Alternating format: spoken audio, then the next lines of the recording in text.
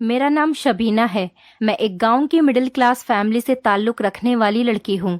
मेरा रिश्ता बचपन में ही तय कर दिया गया था। हमारे ख़ानदान में ज़बान को बहुत ही अहमियत दी जाती थी। अगर एक बार किसी ने ज़बान दे दी तो फिर चाहे कुछ भी हो जाए वो पीछे नहीं हट सकते थे। मेरे बाप दादा की ज़िंदगी गुजारने का एक यही उसूल था। मेरा पूरा बचपन गांव में दादा के घर में ही गुजरा था और मेरे जन्म के बाद ही मेरा रिश्ता मेरे ताऊ के घर में तय कर दिया गया था। बचपन में दादा दादी के गुजरने के बाद भाइयों में कुछ उतार चढ़ाव आने लगे, मगर दादा के कहने पर फिर भी मेरे पिता के सभी भाई मिलजुल कर एक साथ रहते रहे। जिस घर में मेरी बात पक्की हो गई थी, मेरे उन्हीं ताऊ ने दादा के गुजरने के बाद अपने भाइयों को हर हाल में एक साथ जोड़े रखा था। फिर कुछ ऐसा हुआ, मेरे पिता की सरकारी जॉब का तबादला शहर में हो गया और हम लोगों को शहर में आकर शिफ्ट होना पड़ा। मेरे ताऊ ने हमें शहर जाकर शिफ्ट होने की पूरी इजाज़त दे दी थी। हम लोग भी अपनी ज़िंदगी की एक नई शुरुआत के लिए शहर आ गए थे। मेरा एक भाई मुझसे बड़ा था और दूसरा भाई मुझसे छोटा। मैं 2 भाइयों की इकलौती बहन थी। मेरे ताऊ और 2 चाचाओं की फैमिली अभी गांव में ही दादा के घर में रह रही थी। हम शहर से अक्सर स्कूल की छुट्टियों में ताऊ के बुलाने पर गांव चले जाया करते थे और हम सारे कजिन्स वहां मिलकर खूब मौज मस्ती करते, खूब धूम मचाते। इस तरह सभी घर वालों के दिलों में एक दूसरे के लिए मोहब्बत और प्यार हमेशा कायम रहता। धीरे धीरे हम सब बच्चे बड़े होने लगे थे। स्कूल के बाद हम लोगों के कॉलेज के दिन भी शुरू हो गए थे। मैं यही सोचती थी कि ताऊ और चाचा के बच्चे तो गांव में ही रहते हैं, न जाने वो लोग स्कूल के बाद आगे अपनी पढ़ाई पूरी कर सकेंगे भी या नहीं। मगर गांव में तो कॉलेज वगैरह का कोई नाम तक नहीं था। वहाँ इंटर पास को ही बहुत अहमियत दी जाती थी। लेकिन शहर आकर हमारे तौर तरीके और सोच में बहुत बदलाव आ चुका था। मेरे अब्बा और अम्मी ने हम बहन भाइयों को बहुत अच्छी यूनिवर्सिटी में पढ़ाया और हमें हर तरह की आज़ादी भी दे रखी थी, क्योंकि शहर का माहौल बिल्कुल आज़ाद था गांव के माहौल के हिसाब से। मगर ज़माना अभी मॉडर्न होता जा रहा था। गांव में इंटरनेट की नई नई सहूलियत होना शुरू हो गई थी। वहाँ के लोगों ने अब मोबाइल इस्तेमाल करना शुरू कर दिया था और इस तरह हम बिछड़े हुए कजिन्स मोबाइल पर वीडियो कॉल के जरिए बातचीत करते रहते थे। हमारी दोस्ती और भी ज़्यादा गहरी होती गई। मैं अक्सर ताऊ की लड़की से अरमान की बहाने बहाने से खैर खबर लेती रहती थी, जो कि अरमान की बहन थी। मगर जब उसने बताया कि अरमान तो जिद करके अब्बा से आगे पढ़ने के लिए इजाज़त लेकर शहर के हॉस्टल में रह रहा है और हम लड़कियां तो बस इंटर पास ही कर सके, और फिर हमें घर गृहस्थी में अम्मा ने डाल दिया। वो तो लड़का था, अब्बा ने उसे और बाकी भाइयों को तो इजाज़त दे दी है, वो लोग आगे पढ़ लिख सकते हैं और हम तो बस घर का चूल्हा चौका ही देखते रह जाएंगे। इतनी देर में चाचा का लड़का पीछे से आकर कहने लगा, भाई हमें तो कोई शौक नहीं है इतना पढ़ने का, और भला हमें ज़रूरत ही क्या है, हमारे बाप दादा का कारोबार इतना बड़ा है, इसके लिए पढ़ने की क्या ज़रूरत, हम तो वहीं संभाल लेंगे। अरमान भाई तो बेवकूफ़ हैं, उसे ही ये शौक न जाने क्यों उठा और हॉस्टल में चला गया। मैं और महक उसकी बातें सुन रहे थे। मैंने महक से ताई और चाचा की खैरियत ली। वो मुझे पीछे आंगन में ही बैठी चावल चुनती हुई नजर आ रही थी। उनके पास एक अधेड़ उम्र की लंबी चौड़ी सी कोई औरत बैठी थी। मैंने महक से पूछा कि वो कौन है। छोड़ो यार, वो तो बेचारी दुखों की मारी है। मुझे बहुत ही हैरत हुई। कहने लगी, 10 दिन में ही इसकी तलाक हो गई थी। ये बानो खाला है, इन्हें सारा गांव इस नाम से पुकारता है। ये बेचारी अक्सर हमारे घर आ जाती हैं अपना दिल बहलाने के लिए, और ताई और चाची को ना जाने कैसे कैसे किस्से सुनाकर उन्हें भी अपने साथ लगाए रखती है। इतनी देर में वीडियो कॉल कट गई थी। शायद गांव में सिग्नल की प्रॉब्लम हो रही थी। अक्सर बात करते करते कॉल कट ही जाती थी। मैं सोच में पड़ गई थी। ये खाला बानो, इतनी उम्र में उनकी शादी हुई और फिर तलाक हो गई। बताओ जरा, गांव वालों के लिए तो वैसे ही तलाकशुदा औरतों को बहुत ही कम इज्जत दी जाती है और बहुत बुरा भी समझा जाता है। वो बेचारी तो ना जाने कैसे कैसे अपनी जिंदगी गुजर बसर कर रही होंगी। शाम में मेरी अम्मी और अब्बा साथ बैठे थे। मैं उनके साथ बैठकर गांव की ही बातें कर रही थी। उन्हें बता रही थी कि आज मेरी महक से बात हुई थी। اس نے مجھے بتایا کہ تاؤ نے ارمان کو اجازت دے دی ہے اور ارمان نے شہر کے ہاسٹل میں رہتے ہوئے کالج میں داخلہ بھی لے لیا ہے۔ یہ خبر سن کر امی اور ابا خوش ہونے لگے تھے کہ چلو ارمان شادی تک ایک قابل اور لائق بن جائے گا، اور مجھے بھی ارمان کا نام سن کر شرم آنے لگی تھی۔ اور پھر مجھے اچانک یاد آیا، میں نے کہا ابا اور امی، آپ لوگ کسی بانو خالہ کو جانتے ہیں؟ وہ دونوں حیرانگی سے کہنے لگے، نہیں، ہم نے تو آج تک یہ نام بھی نہیں سنا، ہو سکتا ہے وہ تمہاری تائی یا چاچی کی ہی کوئی جان پہچان کی ہوں گی۔ مگر کیا ہوا، سب خیر تو ہے، کیوں پوچھ رہی ہو؟ تب میں نے امی کو ان بیچاری کی ساری باتیں بتائیں۔ امی بھی سن کر افسوس کرنے لگی تھیں، کہنے لگی ہمیں ان کے بارے میں نہیں معلوم تھا۔ گاؤں میں بانو خالہ کے کچھ حیرت انگیز کارنامے پورے گاؤں کو ہلا کر رکھ دینے والے ہیں، اور گاؤں کی عورتوں پر برا وقت آنے والا تھا۔ دن یوں ہی تیزی کے ساتھ گزر رہے تھے، اور عمر کے ساتھ ساتھ امی اور ابا کو میری شادی کی فکر بھی ہونے لگی تھی۔ تاؤ نے بھی ابا کو فون پر بار بار ٹوکنا شروع کر دیا تھا کہ اب بچوں کی شادی کے بارے میں ہمیں سوچنا چاہیے، بچوں کی کم عمر میں ہی شادی ہو جائے تو بچے صحیح وقت پر اپنی ذمہ داری اچھے سے سنبھال سکتے ہیں، اور میں نہیں چاہتا میرے بیٹے ارمان یا تمہاری بیٹی شبینہ کو شہر کی ہوا لگ جائے اور ان کی سوچ میں کوئی بدلاؤ پیدا ہونے لگے۔ ویسے ہی شہر کے آزاد ماحول سے تم اچھی طرح سمجھ ہی گئے ہوں گے۔ ابا اور امی بھی تاؤ کی بات سے بالکل سہمت تھے اور ان کی بات سے جلدی راضی بھی ہو گئے تھے۔ انہوں نے فیصلہ کیا کالج ختم ہوتے ہی شادی کر دی جائے گی۔ اگلی بار جب میں نے مہک کو پھر سے ویڈیو کال پر بات کی تو مہک مجھے بھابھی بھابھی کہہ کر چڑھانے لگی اور مجھ سے خوب ہنسی مذاق کرنے لگی۔ اتنی دیر میں تاؤ اور چاچا کے باقی بچے بھی مجھے بھابھی بھابھی کہتے ہوئے باتیں بنانے چلے آئے۔ ہم لوگ خوب مزے کر رہے تھے۔ آج پھر میں نے بانو خالہ کو پیچھے سے تائی اور چاچی کے ساتھ بیٹھے دیکھا تو میں پھر سے حیرت انگیز ہو گئی تھی۔ میں نے ویسے ہی مہک سے ان کی خیریت معلوم کی۔ مہک نے دکھی سا چہرہ بنا کر مجھے بتایا کہ بیچاری نے زمانے کی باتوں سے تنگ آ کر دوسرا نکاح کر لیا تھا اور کچھ ہی دنوں میں انہیں وہاں سے بھی طلاق ہو گئی۔ یہ بیچاری اس گاؤں میں بالکل اکیلی اور بے سہارا ہیں، اسی لیے ہمارے گھر چلی آتی ہیں، پر نہ جانے یہ لوگ اس کے دونوں پتی کے ہی کسی راز کے بارے میں کوئی بات کر رہی ہیں۔ جب میں بھی ان کی باتیں سننے گئی تو وہ چاچی کو کچھ بتا رہی تھی۔ میں کچھ سن پاتی اسی وقت امی نے مجھے ڈانٹ کر وہاں سے بھگا دیا کہ میں بڑوں کی باتوں میں کیوں دلچسپی لے رہی ہوں۔ مگر ایک بات کی مجھے حیرت ضرور ہے شبینہ۔ اتنی بات کہتے ہی مہک اور میری بات پھر سے ادھوری رہ گئی تھی، کیونکہ کال سگنل کی وجہ سے پھر سے کٹ گئی تھی، اور میرا دل بے چین ہونے لگا تھا کہ نہ جانے مہک مجھے ایسا کیا بتانے والی تھی، کیونکہ صاف بات تھی مجھے اپنے سسرال میں اس بانو خالہ کی موجودگی اچھی نہیں لگتی تھی۔ مجھے نہ جانے کیوں ان پر ایک شخصہ ہوتا تھا، مگر پھر سوچتی مہک صرف انٹر پاس ہے، مگر وہ بہت ہی سمجھدار اور عقل مند لڑکی ہے۔ اگر ایسی کوئی بھی بات وہ بانو خالہ میں دیکھتی تو وہ خود اسے اپنے گھر کبھی نہیں آنے دیتی۔ فی الحال اس بات کو کافی دن گزر گئے تھے۔ میں اپنے ایگزامز کی تیاری میں لگی ہوئی تھی اور دوسری طرف مجھے فکر تھی کہ میری شادی ہونے والی ہے۔ نہ جانے میں کیسے وہاں گاؤں کے پرانے چال چلن اور ماحول اور ان سب لوگوں کے بیچ ایڈجسٹ کر پاؤں گی بھی یا نہیں، کیونکہ شہر آنے کے بعد ہم بھائی بہن کے طور طریقے، ہماری سوچ وچار سب بہت ہی بدل گئی تھی۔ پھر امی نے مجھے سمجھایا کہ بیٹا بے فکر رہو، وہاں تمہارے ساتھ ارمان ہوگا، اور مجھے یقین ہے اس کی سوچ بھی اب تک شہر میں رہنے کے بعد اور پڑھنے لکھنے کے بعد بدل گئی ہو، وہ بھی شہر والوں کے جیسا ہی سوچتا ہوگا، اسی لیے وہاں تمہیں بالکل کوئی پریشانی نہیں ہوگی۔ اور پھر وہاں پر تائی اور چاچی ہے نا تمہارے ساتھ، تمہارا خیال رکھنے کے لیے، اور ویسے بھی ہر گھر کے طور طریقے الگ ہوتے ہیں۔ شادی کے شروع میں تھوڑے بہت بدلاؤ تو آتا ہی ہے، پھر وقت کے ساتھ ساتھ ہر لڑکی کی عادت سسرال والوں کی طرح ہی بدل جاتی ہے۔ امی کی باتیں سن کر مجھے تھوڑی تسلی ہونے لگی تھی، اور اگلی بار جب میں نے مہک کو کال کی تو پھر سے میری نظر تائی اور چاچی کے ساتھ بیٹھی بانو خالہ پر پڑی۔ میں نے غصے سے منہ بنا کر کہا، یہ پھر چلی آئیں؟ کیا پھر سے انہیں تیسری بار بھی طلاق ہو گئی؟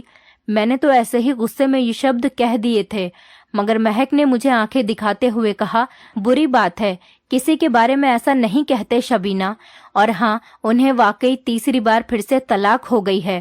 मैं तो ये बात सुनकर दंग रह गई थी कि एक औरत जिसे बार बार तलाक हो रही है, आखिर वो शादी कर ही क्यों रही है, जब उससे सब कुछ निभाया ही नहीं जा रहा। तो महक और मैं उसके बारे में बातें कर रहे थे, मगर जब महक ने कहा, ये गांव की एक अकेली ऐसी औरत नहीं है, बल्कि इनकी जैसी और भी औरतें हैं जिनके पतियों ने उन्हें तलाक दे दी है, मगर हैरत की बात है उन औरतों ने कभी दूसरी शादी नहीं की, और ये बानो खाला है जो बार बार शादी के चक्कर में पड़ जाती हैं। खैर, हमें क्या मतलब, बेचारी उनकी कोई मजबूरी होगी। ऐसे ही मैंने इस बात का जिक्र अम्मी से भी कई बार किया था कि अम्मी, मुझे अपने ससुराल में इस औरत का आना जाना बिल्कुल पसंद नहीं है, और वो हर बार अपने पतियों से तलाक लेती ही जा रही हैं। ये इसके साथ तकरीबन 1 से 2 महीने के अंदर ही तीसरी बार तलाक इसे हुई है, और मुझे देखने में भी ये एक तेज तर्रार और चालाक औरत दिखाई देती है, मगर फिर भी ताई और चाची इसे अपने घर में हर वक्त बैठाए रखती है। अम्मी भी इस बात से बहुत ही ज्यादा हैरत में थी, मगर अम्मी का कहना भी यही था कि वहाँ महक है, वो बहुत समझदार है कि अगर उस औरत में कोई गलत बात होती तो वो खुद ही उसे घर में नहीं आने देती। क्या पता वाकई वो औरत अकेलेपन की वजह से शादी करके अपनी जिंदगी खुशहाल बनाना चाह रही हो, मगर उसकी किस्मत में ही ये सब नहीं लिखा, तो भला किस्मत का लिखा कौन बदल सकता है। खैर, तुम इन सब बातों की तरफ इतना ध्यान मत दो, अपनी पढ़ाई देखो और अपने एग्जाम पास करो, फिर तुम्हारी शादी की तैयारियां भी शुरू करनी है, अम्मी ने मुझे समझाते हुए कहा। अम्मी की बातें सुनकर मैं अरमान के बारे में सोचने लगी थी, और हम दोनों तो पहले ही एक दूसरे को पसंद करते थे, क्योंकि बचपन से ही हमारे दिलों में रिश्ते की बात डाली हुई थी। इन दिनों मेरे और अरमान के एग्जाम हो रहे थे। अरमान किसी दूसरे शहर में एग्जाम दे रहा था और मैं यहाँ अपने शहर में एग्जाम में बिजी थी। इस दरमियान मेरा ध्यान फिर से बानो खाला की तरफ जा रहा था, क्योंकि महक से पता चला था लगभग 90 दिनों में, यानी कि 3 महीने में 5वीं तलाक हो गई। मैंने तो सोच ही लिया था कि अरमान से बात करके शादी के बाद मैं सबसे पहले इस औरत का अपने ससुराल में आना जाना बंद करूंगी। मेरे एग्जाम का सेंटर बहुत दूर पड़ा था और मेरी इन दिनों एक लड़की से बहुत ही अच्छी दोस्ती हो गई थी। वो बेचारी सीधी सादी लड़की थी और सिर्फ अपने काम से काम रखती थी, न ज्यादा बोलती थी, न मेरे अलावा किसी से दोस्ती रखती थी। उसके अंदर मुझे एक डर और खौफ दिखाई देता था।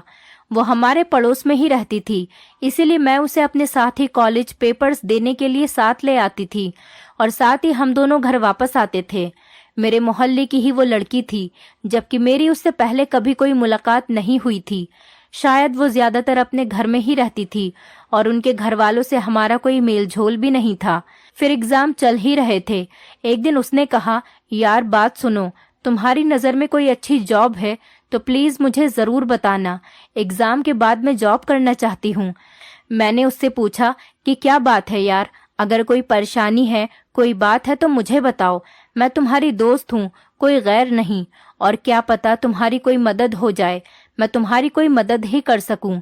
मैंने देखा है तुम हमेशा इस तरह चुप खामोश और डरी सहमी सी रहती हो और किसी से कोई बात भी नहीं करती, और जहाँ तक मेरा ख्याल है तुम्हें जॉब की क्या जरूरत, तुम्हारा घर बार तो बहुत ही अच्छा है और तुम्हारे पापा का भी अपना कारोबार है। मेरी बात सुनकर वो बेचारी कायल हो पड़ी और बोली, कौन सा कारोबार और कौन से पापा, ये मेरे मामू का घर है। मैंने हैरानी से उसकी तरफ सवालिया नजरों से देखा। वो बताने लगी, मैं अपने मामू के साथ यहाँ रहती हूँ और मेरे माँ बाप तो बचपन में ही गुजर गए थे, जब मामू ने मजबूरन मेरे सर पर अपना हाथ रखकर मुझे अपने साथ यहाँ ले आए थे, और उनकी कोई अपनी औलाद नहीं थी। मेरे बाद उनकी 2 बेटियां हुईं, लेकिन कहते हैं ना, सगा सगा ही होता है और सोतेला सोतेला ही। मामू और मामी उन्हीं पर अपनी जान छिड़कते हैं, और जबकि मुझे सिर्फ वो बोझ समझते हैं, और उनकी मेहरबानी है कि जमाने की नजरों में ही सही, कम से कम अच्छा बनने के लिए वो मुझे पढ़ा रहे हैं, नहीं तो लोग उनको ताने मारते। अपनी औलादों को तो पढ़ा लिखा लिया, मगर अपनी भांजी को अनपढ़ रखा, क्योंकि वो सगी औलाद जो नहीं थी। मगर मामी मुझे हमेशा गालियां और ताने ही देती रहती हैं, मेरा जीना दुश्वार कर रखा है। वो कहती हैं, सुनो लड़की, कि कहीं भी नौकरी करो या कुछ भी करो, बस अपना बोझ अब खुद ही उठाओ।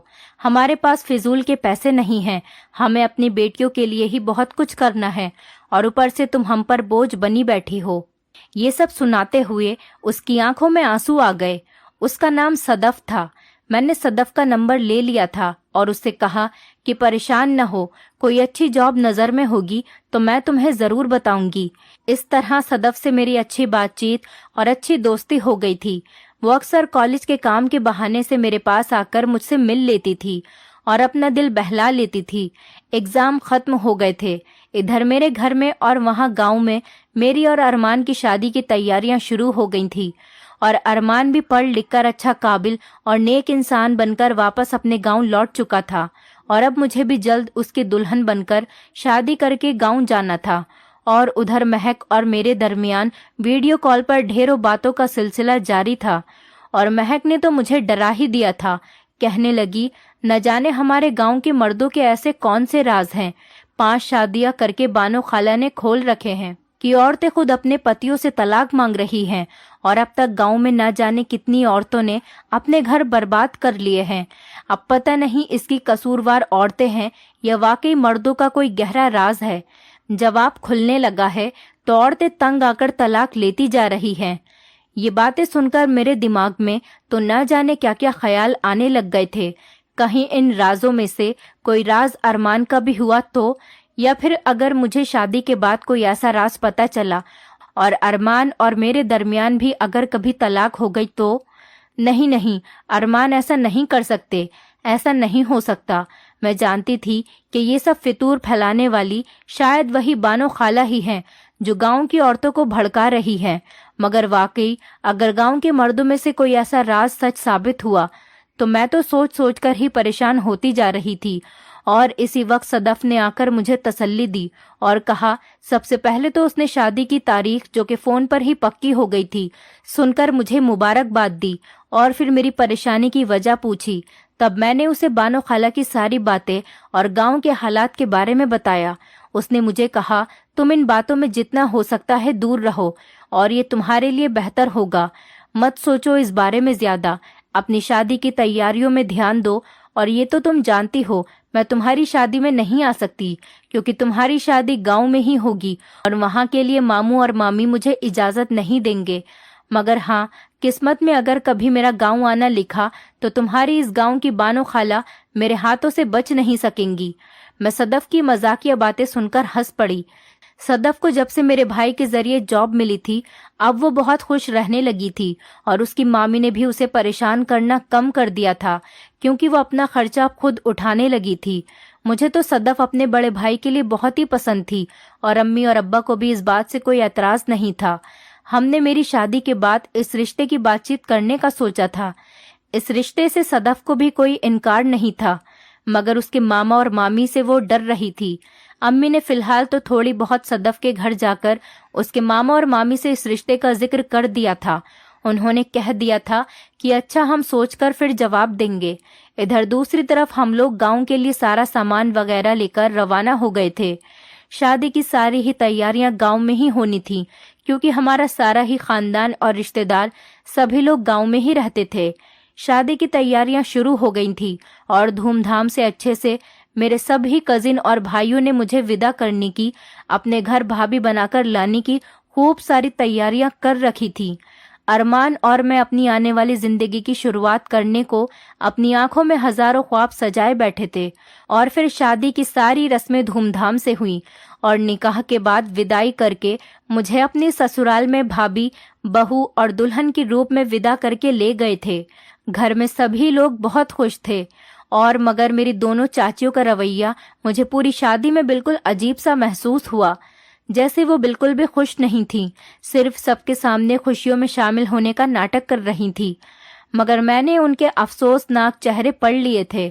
सब कुछ अच्छा चल रहा था और मैं उस घर में नई नवेली दुल्हन थी। मुझे शादी हुए 2 महीने गुजर गए थे मगर चाचा और चाचियों के बच्चों के लड़ाई झगड़े बढ़ते ही जा रहे थे।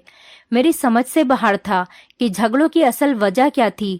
फिर एक रोज हमारे घर के आंगन में ताई के साथ कोई बैठा था। मुझे लगा उनकी कोई जान पहचान की खास मेहमान आई होंगी। मैंने उनके लिए चाय नाश्ता तैयार किया और लेकर वहां चल पड़ी थी। मुझे महक ने रोककर फौरन ही कहा कि कहाँ चली ये सब लिए। मैंने कहा वो ताई के कोई मेहमान हैं, उनके लिए लेकर जा रही हूँ। महक हंस पड़ी और बोली, जानती हो वो कौन है? मैंने नाम में सिर हिलाया। महक ने कहा, तुम्हारी पुरानी दुश्मन बानो खाला बैठी है। मेरा चेहरा तो फक पड़ गया था। बाहर हॉल में मैं नाश्ता लेकर चल पड़ी, क्योंकि ताई से मैं चाय नाश्ता लाने का बता चुकी थी। आज पहली बार था जब मैं बानो खाला के सामने पहली बार रूबरू हुई थी। वैसे अक्सर मैं दूर से ही उनकी सिर्फ झलक देखा करती थी। चेहरे से तो मुझे ये बहुत ही शातिर और खतरनाक दिख रही थी। वो मेरे सर पर हाथ रखते हुए कहने लगी, जीती रहो बहू, और ताई से कहने लगी कि तुम्हारी बहू बहुत खूबसूरत है। मेरा तो दिल जोर जोर से धड़कने लगा था और मैं फौरन ही वापस किचन में चली आई थी। उस वक्त महक भी मुझे डरा हुआ देखकर हंसते हुए आई और बोली, अरे तुम तो ऐसे डर रही हो जैसे तुम्हें खा जाएंगी। फिर मैं और महक उनके बारे में बातें करने लगे। हमें तो पहले दिन ही ये बानो खाला का आना पसंद नहीं था। महक ने जब उनकी 5 शादियों और तलाक का बताया, तब से तो मेरा दिल और भी ज्यादा डरा हुआ था। महक की एक और बात ने मुझे बेहद बेचैन कर रखा था कि उनके गांव आते ही और उनकी तलाक होने से ही गांव के हर 2 घर छोड़कर एक घर में लाजमी तलाक होती है। शायद वही मर्दों के किसी राज का चक्कर है। मैं किचन के काम निपटाकर अपने कमरे में जा रही थी कि अचानक मेरी नजर छोटी चाची के कमरे पर पड़ी। अंदर बानो खाला मौजूद थी और चाची कुछ छुपकर उनसे बातें कर रही थी। फौरन ही डर के मारे वहां से निकल पड़ी थी। मगर दूसरे ही दिन जब चाची ने पूरे घर में एक हंगामा मचा रखा था और सबके सामने अपने पति से तलाक मांगने लगी, तो हम सबके पैरों तले जमीन ही निकल गई थी। उन छोटे मोटे झगड़ों की आज ये नौबत आ गई थी कि चाची ने तलाक ही मांग ली। चाची ने बताया कि चाचा का किसी और औरत से कोई रिश्ता है और उनका ये राज खुल चुका है। अब उन्होंने मुझे हर हाल में छोड़ना ही होगा। ये सुनकर सबने चाचा को सवालिया नजरों से घूरना शुरू कर दिया, मगर चाचा तो अपनी गलती मानने को ही तैयार नहीं थे और कह रहे थे, ये औरत मुझ पर झूठा इल्जाम लगा रही है, शायद पागल हो गई है। इस उम्र में भला मैं ये सब करूंगा? मैं अपने बच्चों की कसम खाता हूँ, ऐसा कुछ नहीं है। मगर चाची तो गुस्से में पागल हुई जा रही थी और बिना कुछ सोचे समझे वो अपना सामान उठाकर घर छोड़कर मायके चली गई थी। हमने चाची को समझाने की बहुत कोशिश की, लेकिन वो नहीं रुकी।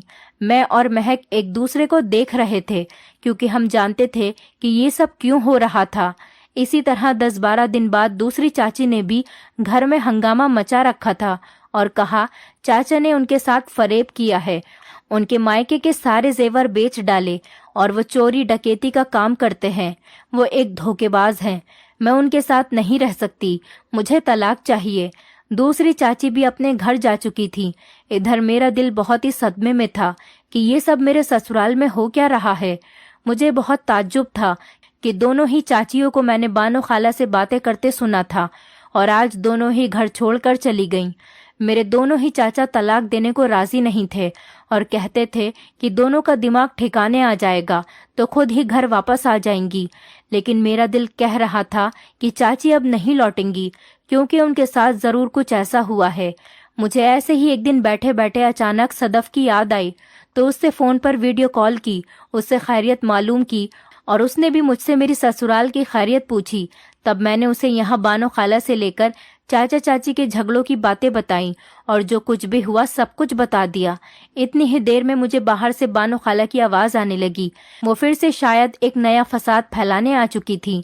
इधर अचानक सदफ ने कह दिया था कि कभी मौका लगे तो मुझे बानो खाला से जरूर मिलवाना। मैंने सदफ के कहने पर ऊपर से ही खड़े होकर नीचे आंगन में बैठी दूर से बानो खाला की तस्वीर खींचकर सदफ को भेज दी थी। मगर मुझे नहीं मालूम था ऐसा करने से क्या कयामत आन पड़ेगी। सदफ की फौरन ही कॉल कट हो गई और वो बिल्कुल ही गायब हो गई थी और इसके बाद 2 महीने गुजर गए थे, मगर मेरी सदफ से कोई बातचीत नहीं हो सकी थी। और अम्मी से भी मैंने कई बार पूछा, मगर उन्होंने भी यही बताया कि सदफ कुछ दिनों से अपने घर पर नहीं है, न उससे इन लोगों की कोई बात होती है। इधर बानो खाला ने अपना अगला शिकार चुन लिया था। मुझे भी अब बानो खाला अच्छी लगने लगी थी। शायद मैं उनके बारे में गलत सोचकर बैठी थी। वो तो बेचारी वाकई किस्मत के हाथों मजबूर, दुखों की मारी 5 बार तलाकशुदा थी। मगर जब जब उन्होंने अपनी दुख भरी कहानी के किस्से मुझे सुनाए तो वाकई मुझे वो बेकसूर दिखाई दी और सारा कसूर मुझे मर्द जात का ही महसूस हुआ। کیونکہ واقعی یہ گاؤں کے مرد خاص کر زمین جائیداد والے اچھے کردار کے نہیں ہوتے۔ یہ چالاک اور کڑک مرد عورتوں کو بیوقوف بناتے ہیں، پیار سے بہلا پھسلا لیتے ہیں اور ان کے پیچھے غیر عورتوں سے رشتے بناتے ہیں۔ میری بھی ارمان سے ان دنوں کچھ اچھے سمبند نہیں چل رہے تھے۔ بات بات پر میری ارمان سے لڑائی ہو جایا کرتی تھی اور ہمارے درمیان اب دوریاں بڑھتی ہی جا رہی تھیں۔ پھر نہ جانے کیوں میرا دل ارمان پر شک کرنے لگا تھا، کیونکہ وہ راتوں کو اٹھ کر کسی پرائی عورت سے فون پر چھپ کر باتیں کیا کرتے تھے، اور مجھے لگنے لگا تھا کہ ارمان بھی اور گاؤں کے باقی مردوں کی طرح ہی ہیں، کیونکہ آخر وہ بھی تو اسی گاؤں کے زمیندار کا بیٹا ہے۔ اور پھر تاؤ نے بھی تو برسوں پہلے تائی سے بے وفائی کی تھی۔ اس وقت تو دادا سب کچھ سنبھال لیا کرتے تھے اور تاؤ کو اپنی غلطی کا احساس دلا کر معاملہ سنبھال لیا کرتے تھے، اور دوسری طرف ہمارے دونوں چاچا نے بھی تو چاچیوں کے ساتھ دھوکہ کیا ہے۔ اس کا مطلب بانو خالہ اپنی جگہ بالکل صحیح ہے، ان کے ساتھ بھی ان کے سبھی پتیوں نے ایسا ہی کیا ہے۔ میری بات بھی شک کے بنا پر اتنی بگڑ گئی تھی کہ میں نے ارمان سے جھگڑے کرنا شروع کر دیے تھے، اور ہمارے جھگڑے سب اتنے بڑے ہو گئے تھے کہ مجھے بھی اب ارمان سے طلاق لینے کی تمنا جاگ گئی تھی۔ انہی دنوں ہمارے گھر صدف میری ممی اور ابا کے ساتھ آ گئی تھی۔ اسے دیکھتے ہی میں بہت خوش ہو گئی تھی، لیکن امی اور ابا کو دیکھتے ہی مجھے رونا آ گیا تھا، اور ان سے گلے مل کر میں رونے لگی تھی اور ساری ارمان کی شکایتیں ان سے لگا دی تھیں۔ مگر تبھی امی اور ابا نے بتایا کہ ہم تمہارے تاؤ اور تائی کے کہنے پر ہی یہاں تم سے ملنے آئے ہیں۔ میں دنگ رہ گئی تھی کہ یہ سب ہو کیا رہا ہے، کیونکہ کچھ دنوں سے بانو خالہ نے تو یہاں آنا ہی بند کر دیا تھا، لیکن صدف کا صبر اب جواب دے چکا تھا۔ وہ مجھ سے لپٹ کر رونے لگی اور کہنے لگی، بانو خالہ اور کوئی نہیں، میری ہی ماں ہے۔ میں تو سنتے ہی چونک پڑی تھی۔ اس نے بتایا کہ بچپن میں جب وہ بہت ہی چھوٹی تھی، اس کے ماموں مامی نے اسے گود لیا تھا، مگر اس نے تو یہ بتایا تھا کہ اس کے ماں باپ مر چکے ہیں۔ مگر جب اس دن میں نے بانو خالہ کی تصویر دیکھی تو میرے تو ہوش ہی اڑ گئے تھے، کیونکہ میری ماں تو زندہ ہے۔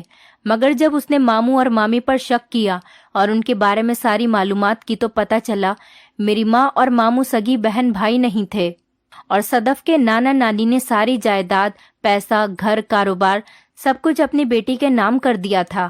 جب صدف کی ماں نے بھاگ کر شادی کی اور قسمت کے ہاتھوں انہیں دھوکہ ملا، وہ صدف کی ماں کو تنہا اکیلا چھوڑ کر چلا گیا تھا اور انہیں طلاق دے گیا تھا، اور سارا پیسہ تو وہ پہلے ہی ہڑپ کر چکا تھا۔ جب صدف کی ماں نے اپنا دماغی سنتولن کھو دیا تھا اور وہ سائیکو مریض بن گئی تھی، اور اس طرح صدف کی پیدائش پر ماموں اور مامی صدف کو اپنے ساتھ گھر لے آئے تھے اور اس کی ماں کو پاگل خانے میں داخل کروا دیا تھا، اور صدف کی ساری دولت، جائیداد، گھر سب کچھ انہوں نے اپنے نام کر لیا تھا، اور یہی وجہ تھی کہ صدف کو اسی لیے انہوں نے اپنے ساتھ رکھا ہوا تھا۔ اس کے بعد صدف کی ماں کب پاگل خانے سے فرار ہوئی اور اس گاؤں تک پہنچ گئی، اور یہاں کی عورتوں کی شادی شدہ زندگیوں کو انہوں نے خود سے جوڑ لیا، اور خود بھی اسی لیے بار بار شادی کرتی رہیں، اور جب کبھی دورے پڑتے صدمے سے انہیں سب کچھ یاد آتا تو ان کی دماغی حالت کا ان کے پتی کو پتہ چل جاتا تھا، اس لیے وہ انہیں طلاق دے دیتے تھے۔ پھر وہ نارمل ہو جاتی تھیں۔ ہر بار وہ اسی طرح سائیکو پن کی وجہ سے اپنی شادی کرتی رہیں، اور ان کے دماغ میں مردوں کی ایسی تصویر بن گئی تھی جو وہ ہر عورت کو بھڑکاتی تھی۔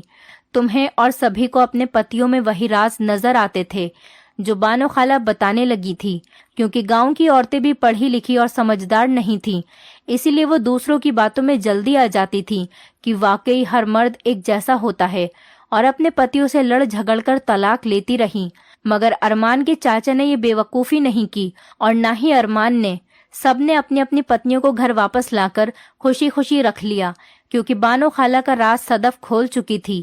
صدف میں پتھر دل بن کر اپنی ماں کو واپس ہی پاگل خانے علاج کے لیے بھیج دیا تھا، اور کچھ ہی دنوں میں سب کچھ ٹھیک ہو چکا تھا۔ میں نے بھی ارمان سے معافی مانگ لی تھی، اور ہم نے بھی صدف کو اپنے بڑے بھائی کے لیے پسند کر لیا تھا، اور ان دونوں کی بھی جلدی شادی ہو گئی تھی۔ دوسروں کی باتوں میں آ کر اپنے اچھے خاصے رشتے کو برباد نہیں کرنا چاہیے۔ میرے اور ارمان کے بیچ جو آگ بانو خالہ لگا رہی تھی وہ آگ بجھ چکی تھی، اور سب کچھ پہلے کی طرح ہی ٹھیک ہو گیا تھا۔ دوستوں امید کرتی ہوں آپ کو ہماری کہانی پسند آئی ہوگی۔ کہانی پسند آئی ہے تو ویڈیو کو لائک کریں، چینل پر نئے ہیں تو چینل کو سبسکرائب کریں، اور ہاں نوٹیفیکیشن بیل کو ضرور دبائیں تاکہ اگلی اپڈیٹ سب سے پہلے آپ کو ملے۔